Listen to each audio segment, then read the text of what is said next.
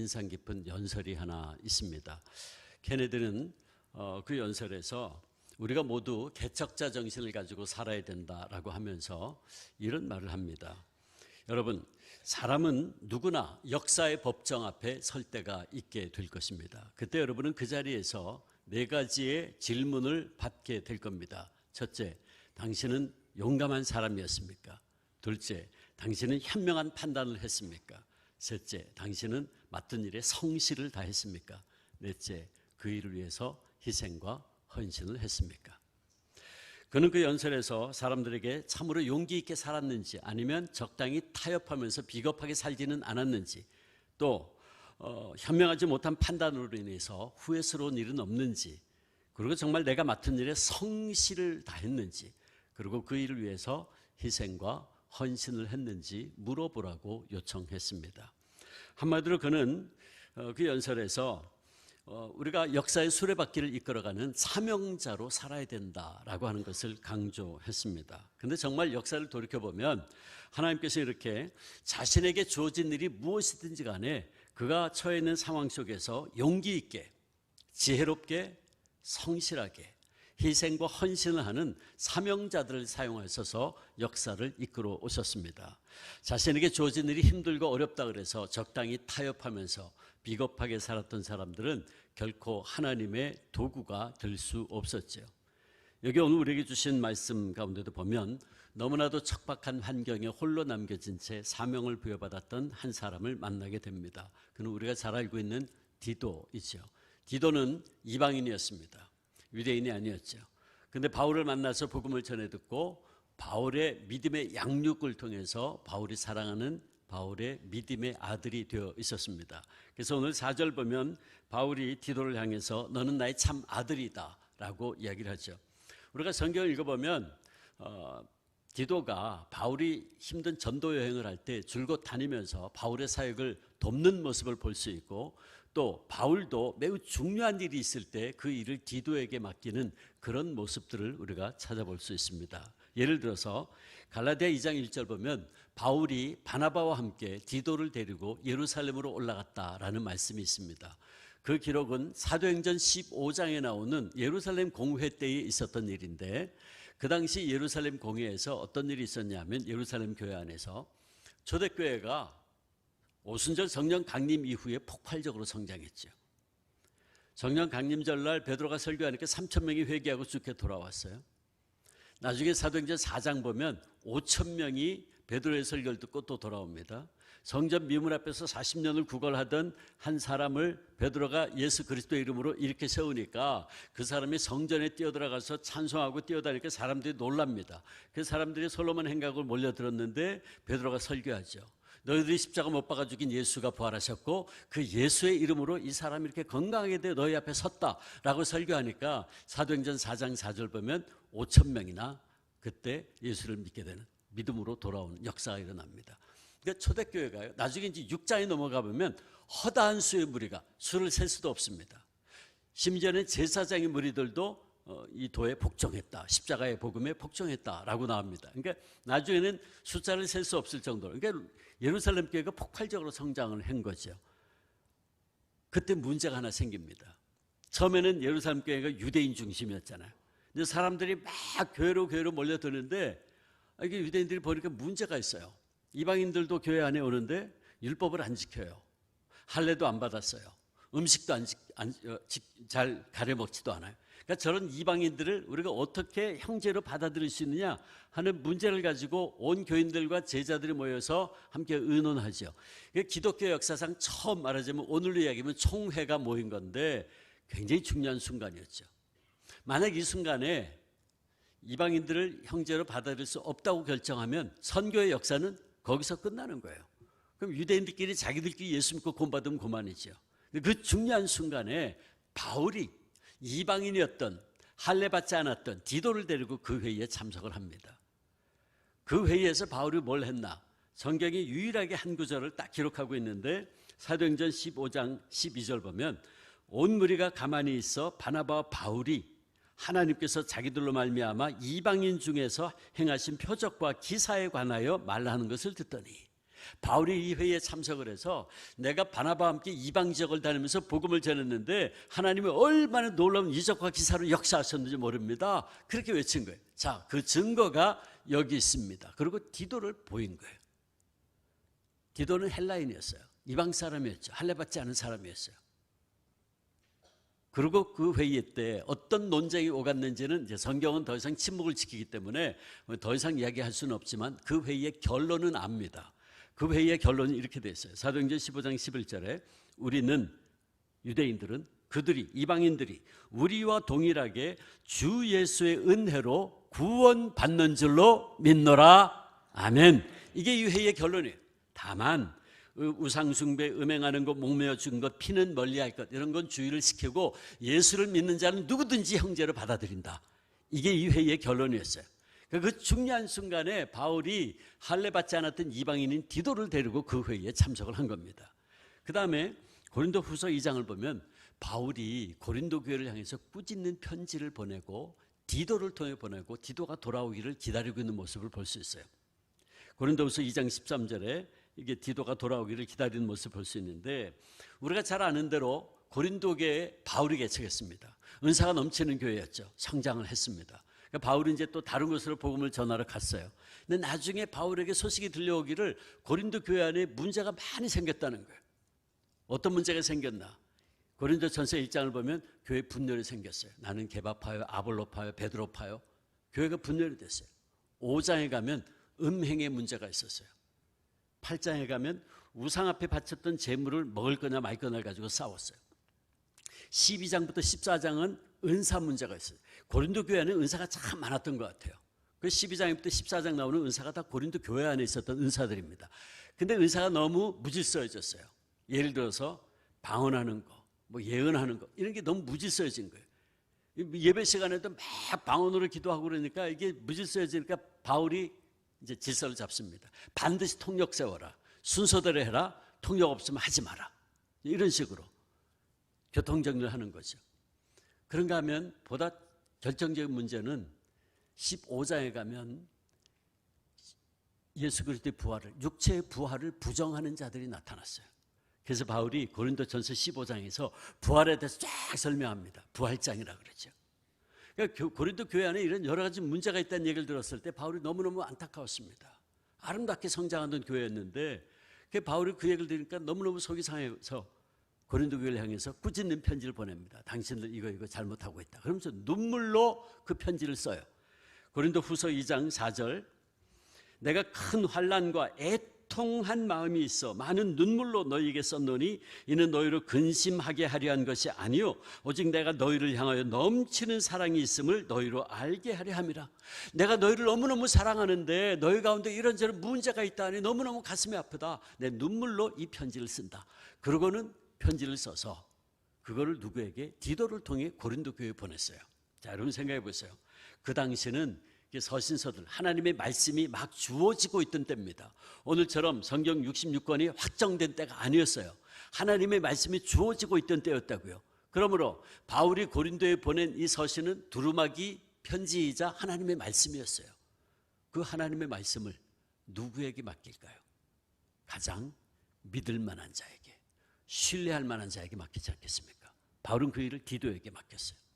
그런가 하면 디도는 조직력과 지도력을 갖춘 인물이었던 것 같은데 고린도 후서 8장을 읽어보면 디도가 고린도에서 구제 헌금을 모금하는 일을 맡고 있는 걸 봐요.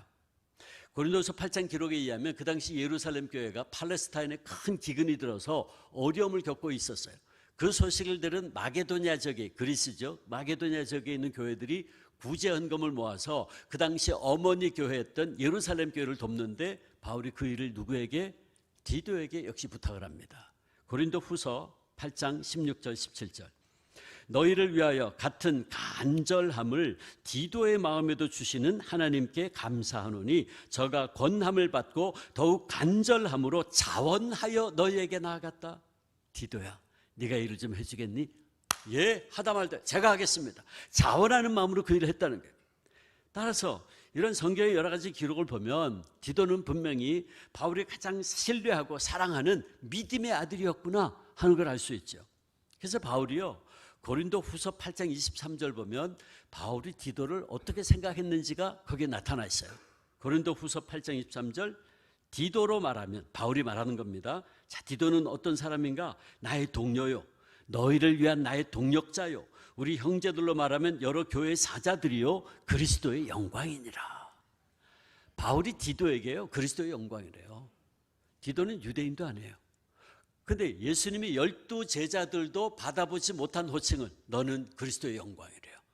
그 놀라운 호칭. 그러니까 이 한마디만 봐도 바울이 디도를 얼마나 자랑스러워하는 믿음의 아들이었는지, 얼마나 끔찍하게 생각하는 아들이었는지 하는 걸 알 수 있죠. 자, 그런데 이토록 자랑스럽고 사랑스러운 디도를 오늘 디도서 본문에 보면 내가 너를 그레데에 남겨둔 이유가 있다라고 바울이 이야기합니다. 디도서 1장 5절에 내가 너를 그레데에 남겨둔 이유가 있다. 그건 뭐냐? 남은 일을 정리하기 위함이다 그랬어요. 옛날 개혁성경은 부족함을 바로잡기 위함이다 그랬어요. 부족한 일을 바로잡는다, 남은 일을 정리한다. 이건 무슨 뜻일까? 우리가 이 말씀을 이해하려면 이 그레데라는 곳이 어떤지를 알아야 되는데, 이 그레데는 우리가 디도서 1장을 읽어보면 어떤 곳인지를 알 수 있어요. 거기 보면 그레데는 복종치 않는 자들이 많은 곳이다. 10절 보면 헛된 말을 하는 자들이 많다. 속이는 자가 많은 곳이다. 할례당이 교회를 어지럽히는 곳이다. 할례받아야 구원받는다고 떠드는 자들이 있었다는 거죠. 더러운 이익을 구하는 자들이 있었다. 11절 보면 뿐만 아니라 가정을 무너뜨리는 자들이 많이 있다 그랬어요. 그러니까 한마디로 그레데는 그 당시에 문제가 많은 곳이었어요. 힘든 곳이었습니다. 험한 곳이었어요. 기록에 의하면 이 그레데 사람들은 술꾼들이고 무례하고 거만하고 믿을 수 없고 거짓말을 잘하고 탐욕스러운 자들이었다.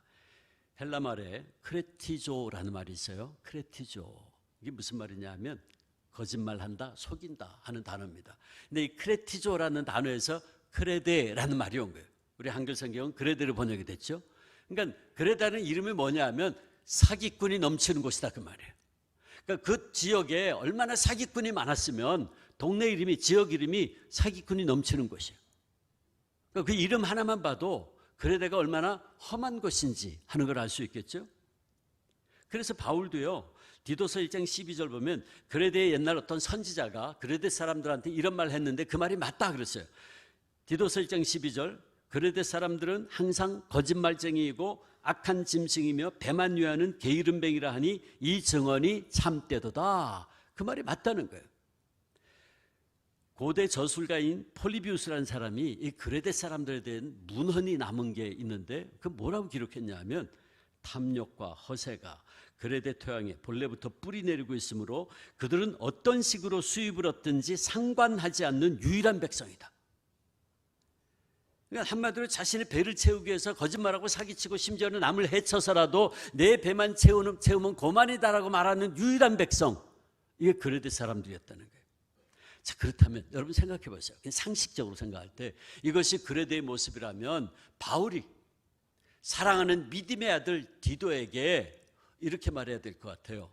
디도야, 아들아, 내가 너를 그 험한 곳에서, 그 골치 아픈 곳에서 끄집어낸 데는 이유가 있다. 그렇게 말해야 될 것 같아요. 여러분, 이게 자식을 사랑하는 부모의 마음이 아닐까요? 자식이 오지에 있어요. 그럼 그 자식을 거기서 빼주고 싶은 게 부모의 마음이잖아요. 근데 지금 바울은 거꾸로 말하고 있어요. 내가 너를 그 험한 곳에 남겨둔 이유가 있다 그랬어요. 옛날 개혁성경은 저는 그 성경 번역이 더 마음에 드는데 떨어뜨려 둔 이유가 있다 그렇게 번역했어요. 내가 너를 거기 의도적으로 남겨놨다는 거예요. 떨어뜨려 뒀다는 거예요. 반대로 얘기했어요. 그리고 디도도 아버지, 날 왜 이렇게 힘든 곳에 두십니까? 날 좀 후방으로 빼주시지 왜 날 이렇게 최전방에 둬서 날 고생시키십니까? 불평하지 않았어요. 원망하지 않았어요. 여러분, 오늘 우리가 들어야 될 하나님의 메시지가 여기 있습니다. 여기 믿음의 비밀이 있어요. 그건 뭐냐 하면 우리는 오늘 칭찬과 긍정적인 것은 별로 없고 문제로 가득한 곳에 아들처럼 사랑하는 디도를 그곳에 남겨둔 이유가 있다고 말하는 바울의 음성을 오늘 나를 향하신, 우리 남선교회를 향하신 하나님의 음성으로 들을 수 있어야 됩니다. 하나님께서 우리도 문제 있는 곳에 남겨두신 데는 이유가 있다는 겁니다. 그게 뭡니까? 남은 일을 정리하기 위함이다. 부족한 것을 바로잡기 위함이라는 거예요. 바울이 언젠지 모르지만 그레델 방문해서 거기에 교회를 개척했어요. 근데 우리가 알지 못하는 어떤 이유 때문에 그곳을 곧 떠날 수밖에 없었습니다. 그래서 그레델에 남겨져 있는 교회는 여러 가지로 해결해야 될 문제가 남아 있었던 거죠. 미완성된 과제들이 남아 있었어요. 그걸 바울이 남은 일이 있다, 부족한 것이 있다, 그렇게 표현한 거죠. 어떤 문제가 있었나? 디도서 1장을 읽어보면 세 가지 문제가 있었어요.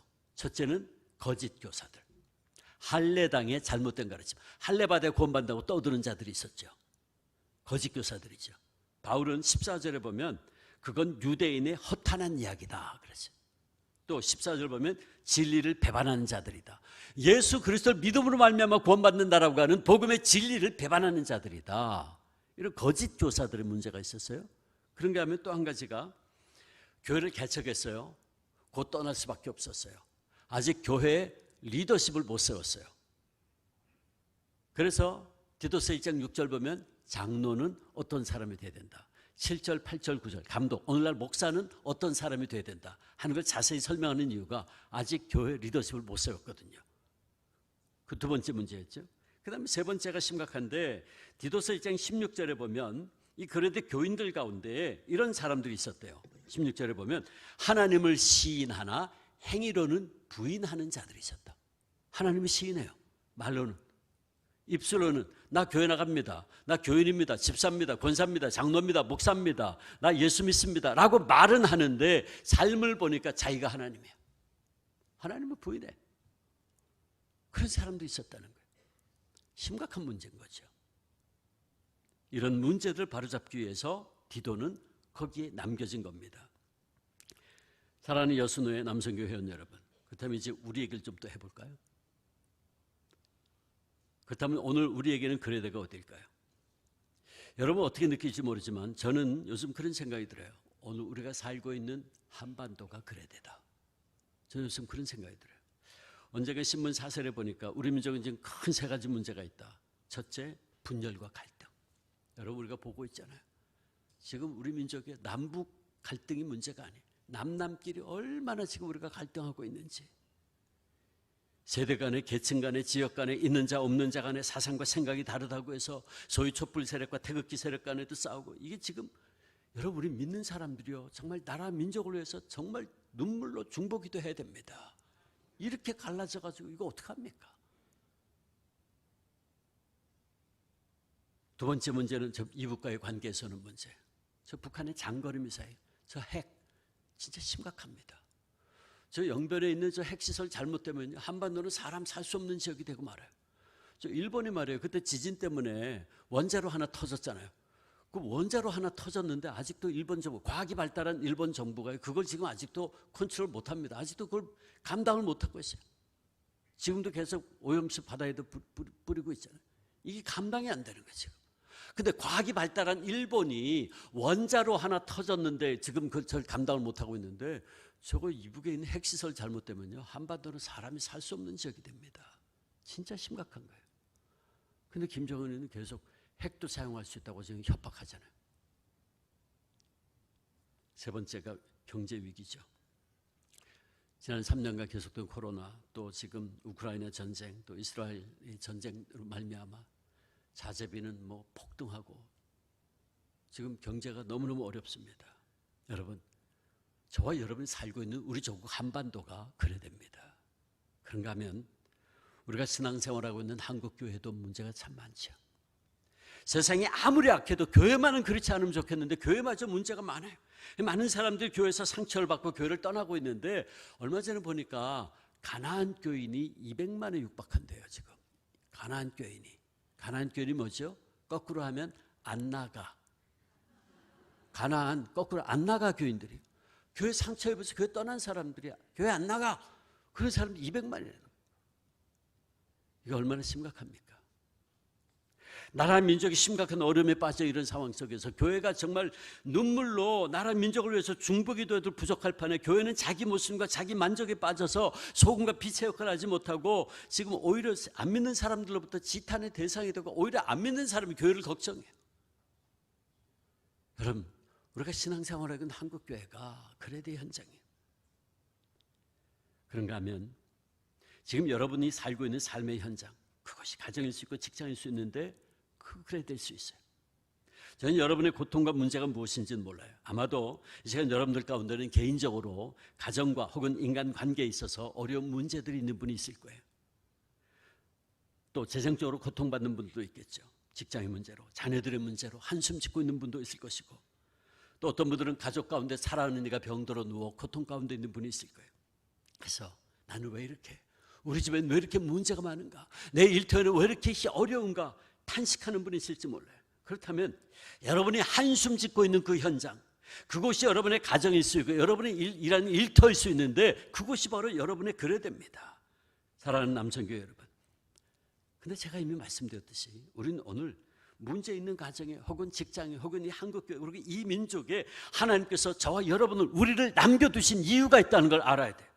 우리는 세상의 악한 것들, 어려운 문제로 가득한 곳에 아들처럼 사랑하는 디도를 남겨둔 이유가 있다고 말하는 바울의 음성을 오늘 나를 향하신, 우리를 향하신, 남선교회를 향하신 하나님의 음성으로 들을 수 있어야 돼요. 그것이 무엇입니까? 하나님께서 저와 여러분을 통해서 그 문제 있는 곳에서 그 문제를 회복하기 위해서, 그 상처를 치유하기 위해서, 그 연약함을 보충하기 위해서 저와 여러분을 그 자리에 두셨다는 사실이에요. 다시 말해 우리 가정의 아픔과 직장의 문제와 혹은 이 남선교의 문제 혹은 교회의 문제, 우리 민족의 문제를 부족함을 채우기 위해서 하나님께서 오늘 저와 여러분을 지금 이 자리에 부르고 계신다는 말씀입니다. 그러므로 우리는 이 그레드의 현실에서, 우리 가정의 어려운 상황에서, 나의 문제 많은 직장의 현장에서 내가 저 문제에서 도망치려고 하지 말고, 왜 나에게만 이런 어려움이 계속되나 원망하지 말고, 오히려 하나님이 이 문제 있는 곳에 나를 남겨두신 데는 이유가 있다라는 사명의식을 가지고 그걸 발견하려고 노력해야 돼요. 여러분, 그러니까 우리 그리스도인들은요, 문제 가운데 있을 때 문제를 다시 돌아볼 필요가 있어요.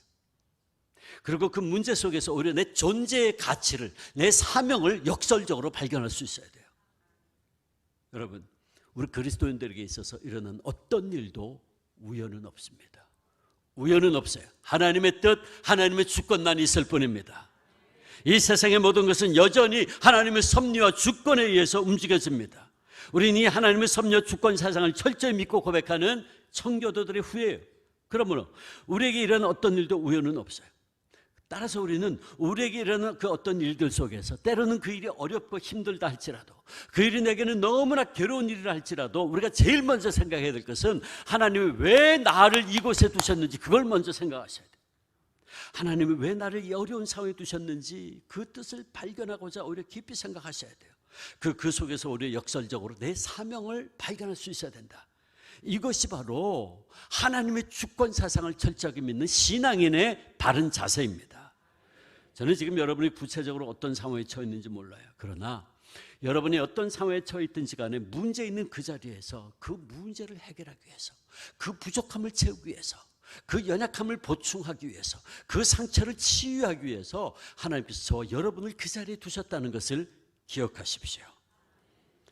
우리는 오늘 두 번째 말씀인 이 빌립보서 말씀에서 정말 이해할 수 없는 일, 감당하기 어려운 억울한 일을 당했는데, 근데 그 속에서 결국 하나님께서 나를 여기에 두신 이유가 바로 이것이었구나 하는 걸 발견하고, 나의 당한 일에는 이런 이유가 있었습니다 라고 고백하는 한 신앙의 선배를 만나게 됩니다.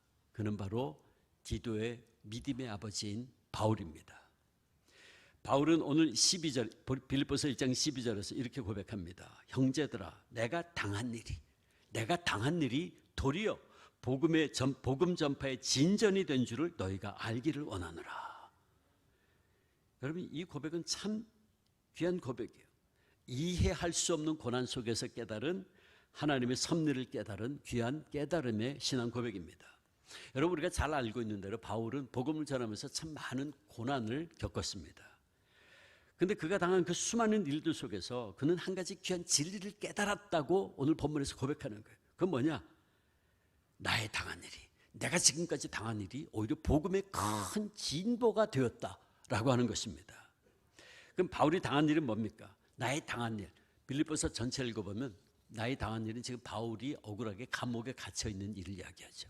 바울이 지금 로마 감옥에 갇혀 있어요. 아무런 죄도 없이 로마의 감옥에 쇠사슬을 묶인 채 고통을 당하고 있습니다. 그러니까 바울이 당하고 있는 나의 당한 일이란 바로 지금 로마의 감옥에 쇠사슬로 묶여 있는 것을 이야기하는 거죠. 근데 바울은 로마의 감옥에 갇히기 이전에 이미 가이사라 빌립보에서 2년 동안 재판을 받은 적이 있습니다. 그러므로 재판을 받다가 나중에 이제 로마의 시민권자였던 바울이 황제에게 상소를 해서 이제 로마로까지 가서 다시 이제 재판을 받게 된 거죠. 그러므로 바울은 거의 가이사라 빌립보서부터 시작하면 4년이라는 세월을 온갖 고생을 하고 감옥에 갇혀 있던 그런 상황이었어요. 그러니까 바울이 참 답답했을 거예요. 하나님께서 어째서 이렇게 긴 세월 동안 나로 하여금 고통을 겪게 하시나 답답했겠죠. 근데 오늘 본문에서요, 바울은 그 귀한 고백을 하는 거예요. 아마도 바울이 뒤늦게 지금까지 자기가 당한 일에는 이런 엄청난 하나님의 계획, 하나님의 섭리가 있었다 하는 걸 깨닫게 되었던 것 같아요. 그게 뭐냐? 내가 당한 일 때문에 오히려 복음의 큰 진보가 이루어지게 되었다라고 하는 깨달음이죠. 여기 진전, 오늘 본문에 보면 진전이라는 단어가 있잖아요. 이건 나무를 찍어가면서 앞으로 전진한다는 뜻입니다. 이거 그 당시에 군대가, 로마의 군대가, 공병대가 앞으로 나가서 장애물을 제거하고 길을 놓고 다리를 놓을 때 쓰는 용어였어요.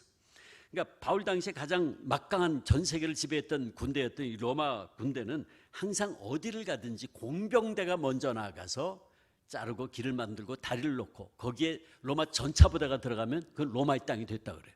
그래서 유럽은 모든 길을 로마로 통한다는 말이 그래서 나왔다 그래요. 바울은 지금 빌립보 교인들에게 로마 감옥에서 편지를 보내면서 그걸 염두에 두고 지금 이 말을 하는 거예요. 빌립보 교인들이요, 여러분들이 로마의 길을 잘 알지 않습니까? 저들이 계속 전차와 군대가 나아갈 길을 만들어 땅을 점령해 나가듯이 지금 여러분이 걱정하고 있는 그 일, 즉 내가 감옥에 갇힌 것 때문에 오히려 복음의 대로가 활짝 열리게 되었습니다. 그 얘기를 하는 거예요. 내가 감옥에 갇히게 되므로 한 번도 복음이 전파되지 않은 중요한 곳에 복음의 큰 대로가 열리고 복음의 새로운 영토가 확보되었다라고 하는 겁니다. 그러면 복음의 새로운 영지, 영토는 어디입니까? 13절에 바울이 이야기합니다. 나의 매임이 그리스도 안에서 온 시위대안과 기타 모든 사람에게 나타났다 그랬어요. 그러니까 바울이 말하는 복음의 새로운 영토는 어디냐? 로마 권력의 중심부를 말하는데 그 중에서도 먼저 시위대 안에 나타났다 그랬어요. 시위대. 이 시위대는 로마 황제의 경호를 맡은 친위 부대를 말합니다. 기록에 의하면 이 로마 황제 시위대는 엄청난 특권을 가지고 있었고 대부분이 로마의 유력한 집안의 자식들이었다 그래요. 로마 정신으로 투철한 사람들로 이루어진 부대였죠. 로마 정치의 핵심이고 로마의 사상과 철학과 황제 숭배, 종교죠. 황제 숭배의 사상을 지키는데 철옹성 같은 벽을 쌓고 있던 로마의 최정예 부대였어요. 근데 바울이 그들 가운데 들어가게 된 거예요. 오늘 본문에 바울이 매임이라고 했죠. 매였다 그랬잖아요. 이게 뭐냐면 로마의 감옥에 들어가게 돼서 시위대 군인들과 함께 묶여있다 그 말이에요. 이게 지금 그러니까 그가 쇠사슬에 매였다는 말이 굉장히 중요한 말이죠. 왜냐하면 그가 쇠사슬에 매였다는 이 말을 통해서 바울이 어떻게 그 로마의 정신으로 투철한 시위대 군인들에게 복음을 전할 수 있었나 하는 걸 우리가 알 수 있기 때문입니다. 그 당시 로마 사람들은 중죄수를 가둘 때에는 시위대 군인이 4명이 지켰대요. 둘은 함께 묶여있고 둘은 서서 지켰대요. 근데 하루 4교대를 했대요. 그러면 4명이 4번 교대하면 16명. 16명의 시위대 군인들이 바울을 지키고 있었는데 그 중에 8명은 함께 묶여 있어요. 도망도 못 가. 자, 그럼 여러분 생각해 보세요. 상식적으로 바울이 그때 뭐 했을까요? 얘들아, 우리 심심한데 내가 수수께끼 낼 테니까 니들이 한번 맞춰볼래? 바울이 그랬을까요? 바울이 그때 뭐 했을까요? 아니 그것처럼 복음을 전하기 좋은 환경이 어디 있습니까? 그러니까 또 반은 묶여 있어. 도망도 못 가. 바울이 하는 복음을, 바울이 전하는 복음을 다 들을 수밖에 없었죠. 그러니까 이게 무슨 얘기예요? 그러니까 바울이 전혀 기대하지 않았던 방식대로 로마의 시위대 군인들에게 복음을 전하게 된 거예요. 이게 바울이 아무리 로마 시민권을 가지고 있다 할지라도 황궁에 못 들어갑니다. 더더군다나 황제를 지키는 시위대 군인들을 어떻게 만납니까? 이게 일반적으로 상식적으로는 일어날 수 없는 일이죠. 근데 지금 오히려 그 시위대 군인들하고 묶여 있어요. 바울이 뭘 했을까? 복음을 전한 거죠. 그럼 여러분 생각해 보세요. 로마의 가장 똑똑한 친구들이에요. 그러니까 그들이 보기에도 이게 바울이 일종의 잡범, 파렴치범이 아니라 일종의 양심수라는 걸 알았을 거예요. 그 중에는 바울이 전하는 복음을 귀 기울여 들었을 군인도 있었겠죠. 그게 바로 오늘 보면 복음의 진전이, 보세요. 복음의 진전이 나의 매임으로 인해서 그리스도 안에서 온 시위대 안에 나타났다. 이게 무슨 말이에요? 내가 매임으로 말미암아 시위대 군인들에게 어떻게 했다? 그리스도의 복음을 전했다, 그 말이잖아요. 그래서 복음의 진전이 일어나게 됐다. 뿐만이 아니죠. 그 복음의 진보가 기타 모든 사람들에게도 나타났다 그랬어요. 그럼 이 기타 모든 사람들은 누군가? 성경을 읽어보면 로마의 고관 대작들과 그 당시 로마에 있던 유대교 지도자들을 말합니다. 여러분, 우리가 사도행전 마지막 장을 읽어보면, 사도행전 28장을 읽어보면 바울이 로마 시위대 감옥에서 갇혀 있다가 나중에는 한 오두막집에 연금 상태로 나와서 역시 시위대 군인과 함께 묶여 있습니다. 근데 그때에 바울이 로마에 있던 회당 지도자들이었던 것 같아요.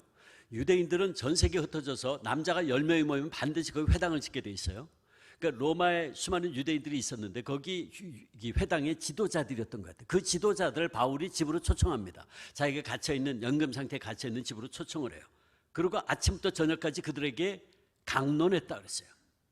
모세의 율법과 선자의 말 가지고 예수를 증거했다 그랬어요. 로마서 사도행전 28장 23절 24절 보세요. 저희가 일자를 정하고 날짜를 정하고 그의 우거하는, 바울이 지금 갇혀있는 집에 많이 오니 바울이 아침부터 저녁까지 강론하여 설교했단 말이죠. 하나님 나라를 증거하고 모세의 율법과 선지자의 말 가지고 예수의 일로 권하더라. 모세의 율법과 선지자의 말씀에 예언서에 예언되어 있는 메시아가 바로 예수다, 그렇게 전했다는 거예요. 그랬더니 그 말을 믿는 사람도 있고 믿지 아니하는 사람도 있었다. 믿는 사람이 있었대요.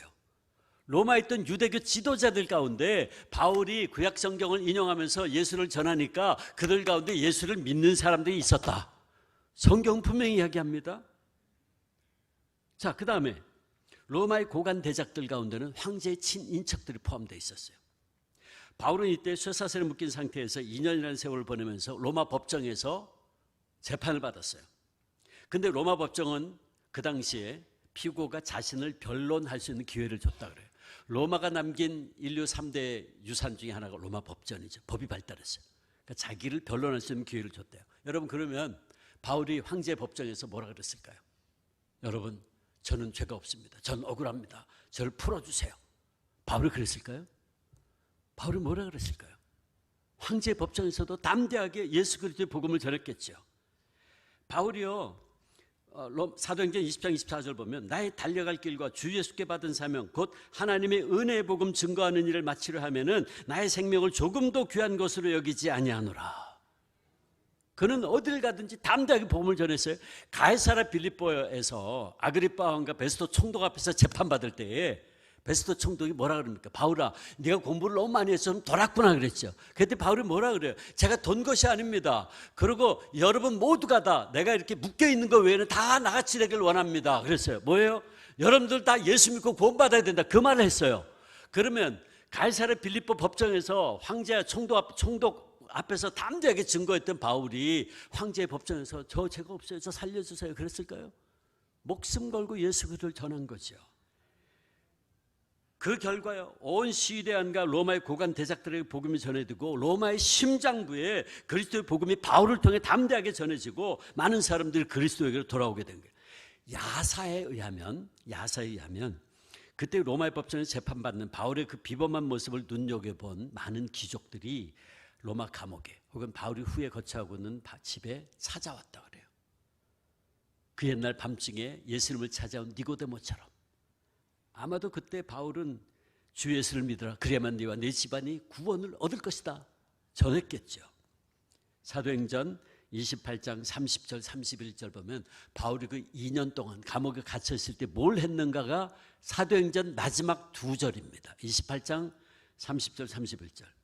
바울이 온 이태를 2년을 자기 셋집에 유하며 자기에게 오는 사람을 다 영접하고 담대히 하나님 나라를 전파하며 주 예수 그리스도에 관한 것을 가르치되 금하는 사람이 없었더라. 아멘. 결국 바울로부터 복음을 들은 많은 사람들이, 로마의 고관 대작들이, 황제 친인척들이 복음을 받아들이게 된 거예요. 그 증거가 있죠. 빌립보 4장 21절 22절 여러분 찾아보세요. 빌립보서 4장 21절 22절 굉장히 중요한 말씀이 거기 있어요. 빌립보서 4장 21절 22절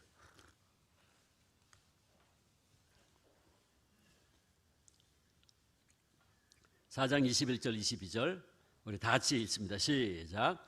그리스도 예수 안에 있는 성도에게 각각 문안하라. 나와 함께 있는 형제들이 너희에게 문안하고 모든 성도들이 너희에게 문안하되 특히 가이사의 집 사람들 중 몇이니라. 아멘. 자 보세요. 이제 바울이 로마 감옥에서 빌립보 교인들에게 편지를 지금 썼어요. 빌립보서 썼다고요. 그리고 제일 마지막에 이제 문안 인사를 합니다. 문안 인사하면서 로마 교회 교인들이 빌립보 교회 여러분들에게 문안 인사를 합니다. 그러면서 인사하는 거예요.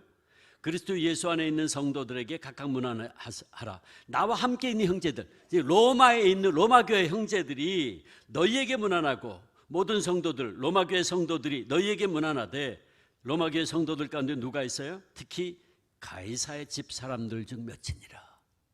가이사, 황제의 집 사람들, 황제 친인척들이 바울이 로마의 감옥에 갇혔을 때 순교당하기 전에 이미 로마 교회 교인들이 돼 있었어요. 황제 친인척들이 바울이 전한 복음을 통해서 로마 교회 교인들이 돼 있었어요. 성경이 너무나도 분명하게 증언하고 있죠. 여러분, 이제 우리는 바울의 이 고백 속에서 가장 중요한 진리를 발견해요. 그게 뭐냐? 앞서 말씀드린 대로 나의 당한 일, 바울이 당한 일 뒤에 숨어있던 이 하나님의 놀라운 섭리. 바울은 자기의 쇠사슬의 매임이 결과적으로 오히려 이렇게 복음의 큰 진보가 되었다는 것을 나중에 깨달은 거죠. 감옥에 있으면서 시위대 군인들과 로마의 고관들에게 그리고 유대교 지도자들에게 복음을 담대하게 전하게 되면서 내가 감옥에서 지나게 된 몇 년 지나게 된 이유가 바로 여기 있었구나. 하나님께서 바로 이것 때문에 4년이 넘는 세월을 나로 하여금 감옥에 있게 하고 그 온갖 고생을 하도록 한 거였구나. 그걸 깨달은 거예요. 자기의 그 고통스러웠던 환경 뒤에 숨어있던 하나님의 귀한 뜻과 섭리를 비로소 그의 인생 말년에 깨닫게 되었던 거예요. 그래서 함께 그를 걱정하고 지금 바울의 로마의 감옥에 갇혀 있는 걱정하고 있는 빌립보 교인들에게 그 사실을 자기가 깨달은 것을 지금 알려주고 싶은 거예요. 그래서 이렇게 말한 거예요. 사랑하는 빌립보 교인들이여, 걱정하지 마세요. 내가 지금까지 당한 여러 가지 어려운 일들에는 이런 하나님의 놀라운 섭리가 있었습니다. 그건 바로 나의 당한 그 일 때문에, 내가 감옥에 갇힌 일 때문에, 내가 묶여있는 것 때문에 복음의 대로가 활짝 열리게 되었다는 사실입니다. 내가 감옥에 갇혀 쇠사슬의 매임으로 말미암아 오히려 로마의 가장 중심부인 시위대 군인들에게 복음이 전해지고 모든 사람들, 로마에 있던 유대교 지도자들과 황제 친인척들에게 복음의 진전이 이루어지게 되었습니다. 그 얘기를 하는 거예요. 바울은 이 깨달음을 그의 또 다른 믿음의 아들, 영적인 믿음의 아들 디모데에게 그의 마지막 유언과도 같은 서신인 디모데 후서에서 이야기합니다. 디모데 후서 2장 9절. 복음을 인하여 내가 죄인과 같이 매이는 데까지 고난을 받았으나, 자기는 매이는 그런 고난을 받았지만 하나님의 말씀은 매이지 아니하느니라. 아멘. 내가 매입으로 말미암아 하나님의 말씀을 오히려 더 전해지게 되었다. 하나님의 말씀은 결코 매이지 않았다. 그 얘기를 하는 거예요. 처음에는 그 고통과 시련의 의미가 무엇 때문인지 몰라서 힘들었지만 나중에 돌아보니 거기에는 그런 놀라운 하나님의 뜻과 섭리가 있음을 알게 되었다는 거죠. 사랑하는 여러분, 이제 그렇다면 우리가 이 귀한 진리에 비추어서 오늘 우리의 삶을 한번 생각해 봅시다. 아마도 오늘 이 자리에 앉아 계신 분들 가운데는 이미 말씀드렸듯이 오랜 동안 어려운 환경 가운데 처해서 답답해하고 실망 가운데 있는 분이 있을지 모르겠어요. 도무지 왜 이런 어려움이 계속되는지 이해할 수 없어서 안타까운 분들이 있을지 모르겠어요. 삶의 환경이 사방이 꽉꽉 막힌 감옥에 갇힌 것처럼, 바울이 감옥에 있었던 것처럼, 그래서 절망 가운데 있는 분이 있을지 모르겠어요. 그 답답한 환경과 여건 속에서 속상해하는 분이 있을지 모르겠어요. 내 능력과 내 힘으로는 어찌할 수 없는 문제 앞에서 한숨 짓고 있는 분이 있을지도 모르겠어요. 병든 부모님들 때문에, 자식 문제 때문에, 남편 때문에 아파하고, 아내 때문에 힘들어하고, 일터에서 불편한 관계 때문에 힘들어하는 분이 있을지 모르겠어요. 그러나 여러분, 이 시간 우리가 기억해야 될 것이 있어요. 그것은 바로 우리의 그 어려운 환경과 역경 뒤에 숨어있는 하나님의 섭리와 하나님의 뜻입니다.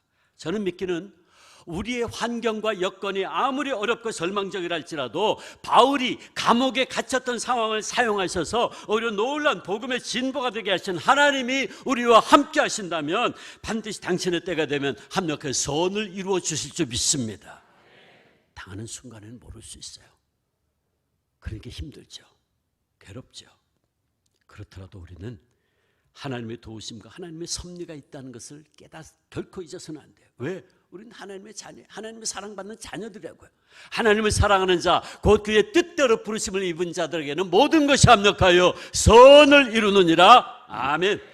그러므로 지금 몰라도 좋아요. 지금도 알 필요도 없을지도 몰라요. 다만 나의 당한 일, 내가 당하는 고난과 실패, 내가 당하는 질병이라 할지라도 우리가 하나님을 사랑하는 당신의 백성들일진데 거기에는 미처 우리가 깨닫지 못하는 더 놀라운 하나님의 뜻과 계획이 있음을 믿고 의지할 것뿐입니다. 결국에는 당신께서만은 승리할 것이니까, 결국에는 하나님의 섭리대로 될 거니까. 그러므로 이제부터 우리는 하나님께서 나를 문제 있는 곳에 두신 이유가 있음을 믿음의 눈으로 볼 수 있어야 돼요. 그리고 믿음으로 주어진 현장에서 비록 때로는 힘들더라도, 비록 때로는 이해할 수 없다 할지라도 믿음 안에서 인내하며 견딜 수 있어야 됩니다. 제가 이제 지금부터는 마지막으로 제 할아버님에 대한 간증을 좀 하겠습니다. 이 간증은 제가 지난번에 우리 산돌교회 와서 했을 때 제가 이 간증 여러분들하고 아마 나눈 적이 있을 겁니다. 정말 하나님께서 나를 고통스러운 곳에, 문제 있는 곳에 두신 이유가 있음을 믿음의 눈으로 바라보고 온갖 종류의 고난과 시련을 견디고 승리하신 분이 있습니다.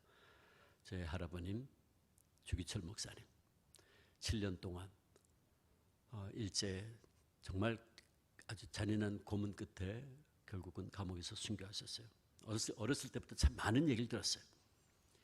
그냥 하루가 멀다고 매질을 가하고, 언젠가 저희 아버님께서, 제 선친께서 저한테 해주신 이야기가 있어요. 할아버님이 감옥에 있다가 7년 동안 감옥살이를 했는데 5번 들어갔다 나왔다 들어갔다 나왔다 하셨어요. 근데 이제 한번 잠깐 나오셨을 때에 할아버님이 저희 할머니한테, 당신 부인이니까, 아내니까 무슨 말인지 하잖아요. 하소연하듯이 하시는 말씀을 저희 아버님이 어릴 때 듣고 저한테 전해주신 얘기가 있는데, 목사님은 그러시더래요. 별의별 고문을 다 당했는데 정말 견디기 힘든 고문이 2가지가 있다고 그러더래요. 하나는 잠을 안 재우는 고문. 잠을 안 재우는 고문이 뭐가 그렇게 힘들겠나 싶지만, 여러분 사람을요, 1주일이고 2주일이고 한 달이고 잠을 안 재우면 어떻게 될까요? 돌아버립니다. 정신 이상됩니다.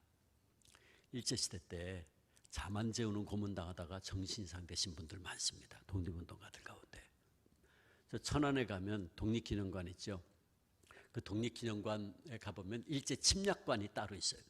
그 침략관 안에 들어가 보면 고문 체험실이 있는데, 그 일제가 독립운동하던 분들 고문하던 장면을 밀랍 인형으로 딱 재현해 놨어요.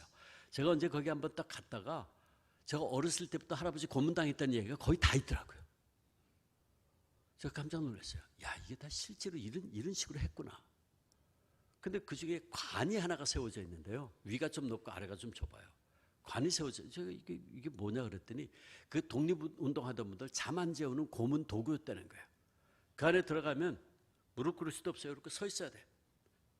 꼼짝도 못하게 서 있어야 되는 거예요. 옆에 뚫려 있어요. 그 옆에 뚫린 곳으로 새꼬챙이로 쑤시는 거야. 자기들은 번갈아가면서 자면서 와가지고 잠 못 재우게 쑤시는 거예요. 그러면 여러분 그런 식으로 해서 2주일이고 한 달이고 잠 안 재면 어떻게 될까요? 돌아버리는 거죠. 그 목사님 그러시더래요.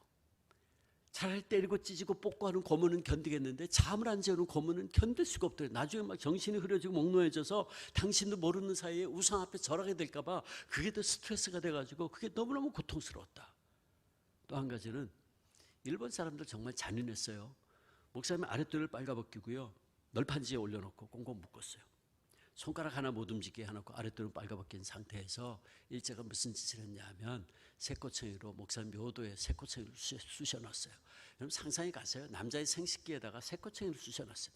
그 목사는 그 고문을 당할 때면 칼로 아랫도리를 저면했던 그런 극심한 통증에 기절을 하기를 여러 번 하셨다고 그러더라고요. 그 고통, 그 고문 당하면 하나님 차라리 빨리 내 생명 거두어가 달라고 울부짖었대요. 그리고 감방에 돌아가면 그 고통의 소변을 볼 수가 없어가지고 그냥 바닥을 벌벌 기어다녔다 그러더라고요. 너무너무 그게 고통스러웠대요. 뭐 이런 고문은 계절도 없이 7년간 계속됐는데 특별히 겨울은 견디기 힘든 혹독한 세월이었대요. 한 번은 할머니 면을 가셔서 소음을 넣은 바지 저고리를 사복을 넣어드렸더니 목사님이 얼굴을 찡그리면서 제발 옷 속에 소음 넣지 마시오 그러더래요. 영하 15도 20도 내려가는데 평양의 그 추운 겨울에 감옥 안에서 동상 걸리고 살이 썩고 그럼 죽는데 소음이라도 넣은 옷을 입으셔야지 어떡하려고 그러십니까? 그때 목사님이 이렇게 대답하셨대요. 내가 일일이 설명을 해야만 알겠소. 내가 입을 열면 엄살이 될 것 같아 말하기가 싫었습니다. 고문이 끝난 뒤에 돌아올 무렵이면 내 옷은 피에 흠뻑 젖습니다. 그 피가 두툼한 소음에 스며들어 마르질 않습니다. 피에 젖어 축축한 옷 밑에서 터진 살이 자꾸 골무면 고름이 흐르고 피와 고름이 섞여서 얼어붙으면 그것이 칼처럼 다시 살을 찢습니다. 고문 끝에 기절을 하면 일제가 양동이로 찬물을 끼얹는데 그 찬물이 옷에 배어서 피와 고름이 함께 얼어붙으면 나는 옷 얼음판 위에서 떨게 되는 거예요. 그러니 제발 솜 놓지 마시오. 내 한마디 더 하리까. 고문 끝에 감방으로 돌아가면 간수가 하루 두 끼 콩밥을 넣어주는데 손바닥만한 식구통에 저 문 입구에 식구통에서 거기에 넣어주면 그걸 내려서 먹어야만 됩니다. 때로는 그걸 먹지 않고 죽고 싶은 생각이 있지만 그것도 하나님의 뜻을 거역하기에 그럴 수가 없습니다. 그러나 내가 그 콩밥을 먹으려면 뭉그러진 내 육체를 바로 세울 수가 없어서 언제나 기어서 다가가야 됩니다. 그러면 그럴 때마다 시멘트 바닥에 쓸리는 피가 엉킨 채 얼어서 뻣뻣한 옷이 내 상처를 또 쑤셔 놓아서 그것이 터지고 피고름이 흘러서 밥을 먹는 고통이 또 하나의 고문이 되고 맙니다. 그러니 솜 넣지 말라는 거예요. 솜 넣지 않으면 피가 흘러도 시멘트 바닥으로 다 흘러버릴 것이고 그들이 물을 끼얹어도 나중에 쉽게 마를 테니 차라리 추위를 견디는 게 더 낫습니다. 미안하오. 내 이런 말 하지 않으려고 했지만 당신이 이곳 형편을 너무 모르는 것 같아 부득불 얘기했어. 목사님 평소에 감옥에 있을 때도 두 손이 뒤로 묶인 채 수갑이 채워져 있었어요. 수갑에는 쇠고랑이 달려있고 쇠고랑 끝에는 쇳덩어리가 천근무기 쇳덩어리가 달려있는데 한 번 움직이려면 뼈만 남아 어깨가 뒤로 제껴져가지고 그게 너무너무 고통스러운데 식사 시간 되면 저 문 입구 식구통에다가 그 콩밥을 껴주면 그걸 무릎으로 질질 끼어서 가야 되는 거예요. 그 가가지고 그걸 입으로 떨어뜨려가지고 그걸 개처럼 핥아 먹어야 되는 거예요. 손을 쓸 수도 없어요. 그래서 배고픔과 고통 중에 어느 걸 견딜 수 있겠냐고 묻는 차라리 그냥 빨리 배고파서 죽고 싶은 생각이 한두 번이 아니었다는 거죠. 그러나 그는 굶어 죽으려고 했던 자신의 생각을 부끄러워했어요. 그리고 이렇게 고백했죠. 나는 아직 죽음에 이르지 않지 않았는가. 이 쇳덩어리의 무게가 주님께서 십자가에 매어 달려 겪으신 고통의 무게에 비할 수 있나. 그러면서 그는 한 뼘 한 뼘 그렇게 콩밥을 향해 기어갔다 그래요. 그리고 이렇게 고백했어요. 고난과 고통의 시간을 단축하려는 내 의지가 있다면 그것도 주님 앞에는 말할 수 없는 죄악이다. 저 밥은 일본에 주는 밥이 아니라 주님이 내게 주시는 밥이다. 저 밥을 먹는 것이 성찬이다. 이 시간은 일본이 내게 주는 고난의 시간이 아니라 주님이 나와 함께 하시는 시간이다. 저 밥을 먹고서야 주님과 더 가까워지는 것이다. 나를 기념하라 하시며 떡과 포도주를 나누어 주신 주님의 뜻은 주님께서 겪으신 모든 것 잊지 말고 간직하라는 뜻이 아닌가. 예수님, 그분이 겪으신 수치를 기억하기 위하여 나는 저 밥을 먹어야 된다. 예수님, 그분의 참혹한 처형과 십자가에서의 죽음을 내 영혼과 내 몸에 새겨넣기 위해서 나는 이 쇠사슬을 이끌고 저 밥을 향해 나아가 개처럼 혹은 다른 더 천한 짐승처럼 나는 저 밥을 먹어야 된다. 주님, 나 같은 것에게도 이런 일을 허락하십니까? 나 같은 것도 주님의 그 지옥에 감히 참여케 하십니까?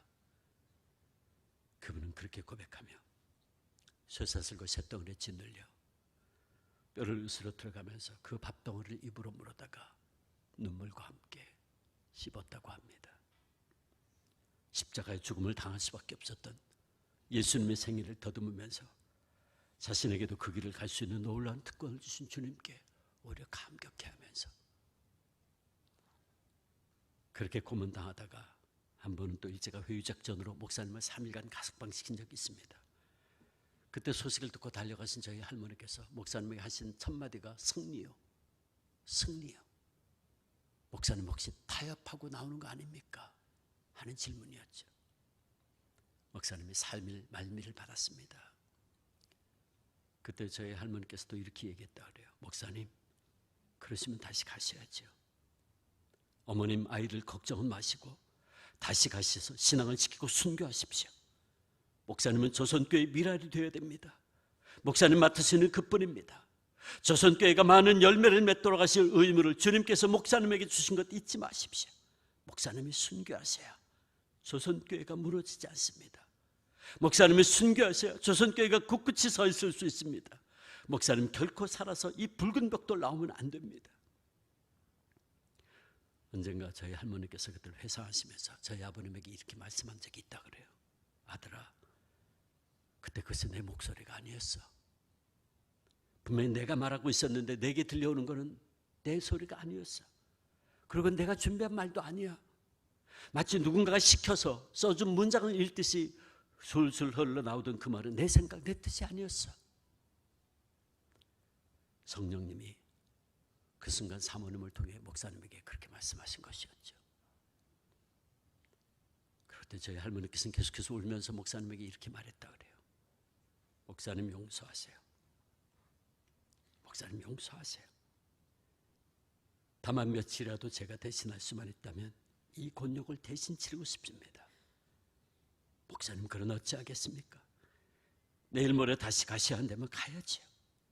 목사님이 일본 앞에 두 손을 드는 것은 산정인교회 패배요 조선교회 항복이죠. 아니, 조선 그리스도인 전부의 항복입니다. 이제는 누가 뭐래도 목사님 일본 천황과 영적 전투 시작한 겁니다. 사탄과의 싸움이 시작된 겁니다. 당당히 나가 싸우셔야죠. 그리고 목사님도 염려하지 말라고. 처음에는 내가 주님의 십자가를 지고 있는 줄 알았는데 이제 와서 보니 주님의 십자가가 나를 지고 있다고. 그러므로 나는 승리할 수 있을 겁니다. 내 결코 살아서 이 붉은 벽돌 나오지 않을 겁니다. 고백하고 그는 다시 가셨어요.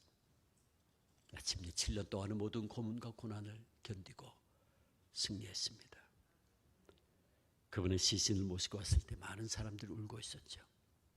그때 또 저희 할머니께서 사모님 이렇게 말씀하셨어요. 여러분, 지금은 울 때가 아닙니다. 지금은 울 때가 아닙니다. 이제부터 우리가 기도해야 하는 때가 왔습니다. 주기철 목사님은 나약하고 힘이 모자라서 그리고 무식해서 죽은 것이 아닙니다. 당연히 말해야 될 때 벙어리가 될 수 없어서, 당연히 가야만 할 길을 도망치거나 피해가고 싶지 않아서, 당연히 죽어야만 할 시간에 살아남아 있을 수가 없어서 그는 죽음을 택한 것입니다. 그리스도와 함께 십자가를 지는 사람만이 그리스도와 더불어 영광을 누릴 수 있습니다.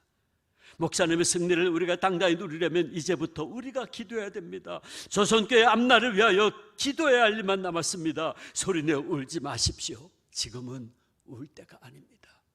지금은 울 때가 아닙니다. 사랑하는 여순우의 남성교회 회원 여러분, 그리고 산돌교회 성도 여러분, 주기철 목사님과 사모님, 너무나 고통스러운 현장에 있었지만 그들은 하나님께서 자신들을 그곳에 남겨두신 이유가 있다는 걸 알았습니다. 그래서 무너져가는 조선교회를 끝까지 떠받치기 위함임을 알았죠. 그렇게 그들은 그곳에서 힘들다고, 괴롭다고, 두렵다고 도망치지 않았습니다. 다만 하나님께서 우리를 여기에 두신 이유가 있다고 고백하고 그 길을 따라감으로 승리했습니다. 나를 여기에 남겨두신 목적을 이루었습니다. 그러므로 남성교회 여러분, 사랑하는 성도 여러분, 우리도 문제 있는 곳에서, 문제 있는 가정과 직장과 교회 현장에서 도망치는 자들이 되지 말고 기도처럼, 바울처럼, 우리 신앙의 선배들처럼 하나님의 뜻, 하나님의 섭리가 이루어질 것을 믿음의 눈으로 바라보고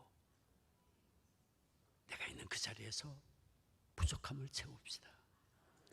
하나님께서 우리도 문제 있는 우리 가정에서, 직장에서, 교회에서, 이곳 한반도에 살면서 우리에게 주신 은혜와 사명을 바르게 간직하고 살라고 말씀하세요.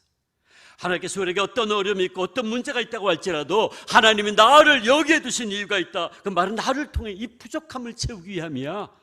사명의식을 가지고 최선을 다하는 사명자의 삶을 살라고 말씀하십니다. 그러므로 여수노의 남성교회 회원 여러분, 산돌교회 성도 여러분, 이제 우리 모두 사명자 돼요.